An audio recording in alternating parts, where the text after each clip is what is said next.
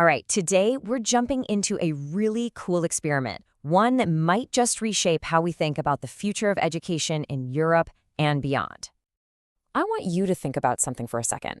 What really happens when you take teachers in training and ask them to step completely outside their national system, their language, and frankly, their comfort zone? Well, to get some answers, we're going to follow the story of 10 aspiring French teachers who took a trip to a high school way up in the Italian Alps. And let me tell you, what they discovered says a lot about what it means to be a teacher in this super connected world of ours. Now, this wasn't just some ordinary school trip, not at all. It's actually part of this much bigger conversation, this idea of creating a totally new kind of educator, what some people are calling the European teacher. Okay, so for the longest time, teacher training in Europe has been, well, supranational, right?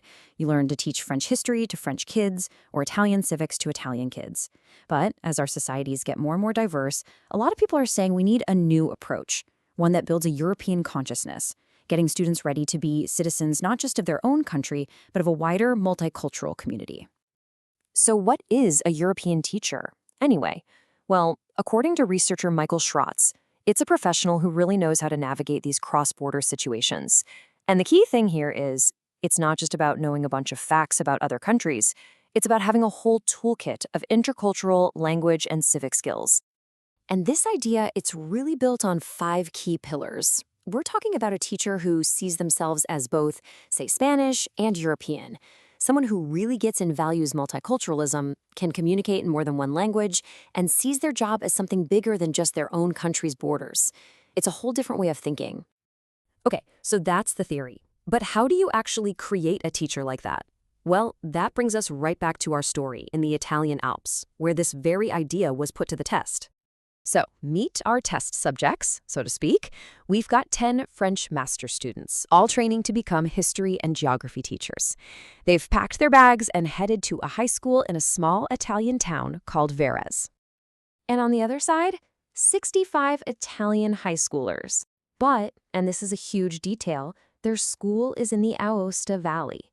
That's a region where both Italian and French are official languages. Just hang on to that fact because it becomes very important in a minute.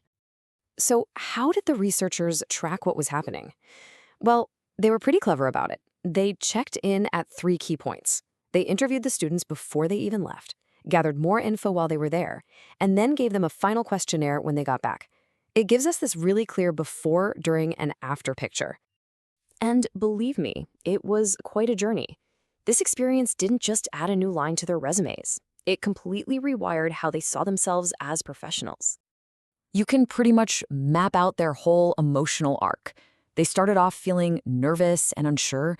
Then, wham, this big revelation hits them that forces them to adapt. And by the end, they're just completely transformed with this whole new level of confidence. So let's set the scene.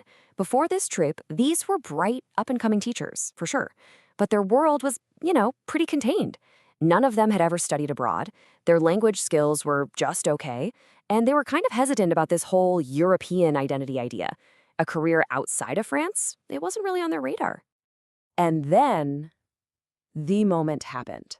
The big surprise. After their very first class, one of the French student teachers just says this, in total shock. They had come in with these super simplified lessons, expecting this huge language barrier. Turns out, they were completely wrong. Think about that. The fact that these Italian kids were so good at French, it just flipped the script entirely. All their anxieties, gone. Their simplified lesson plans, out the window. They had to adapt right there on the spot and connect not as French people teaching foreigners, but just as teachers teaching students. It was a massive professional light bulb moment. And the result? A complete 180 in their thinking. The huge barrier they were so worried about, it just wasn't there. As one student put it perfectly after the trip, transnational teaching is totally feasible. So let's just recap this transformation, because it's huge. Their whole professional mindset, it suddenly burst past the borders of France. They felt way more confident in their own teaching skills, and all of a sudden, an international career seems like a genuinely exciting option. They learned that being flexible and really communicating is just as vital as any lesson plan. Okay, so let's zoom out a bit. What does a small experiment like this really mean for the future of teaching? Well, the implications are actually pretty big. The big takeaway here is pretty undeniable. Getting teachers out of their home country, it's not just a nice little bonus. It's a seriously powerful tool. A structured, well-planned program like this one can be the spark that develops the adaptable, culturally aware, and confident teachers our modern world is crying out for. And that really leaves us with one last question to chew on. This whole thing was about changing teachers' minds. But think about the ripple effect. If we can train a whole generation of educators to think, work, and collaborate across borders, just imagine what their students might be able to achieve.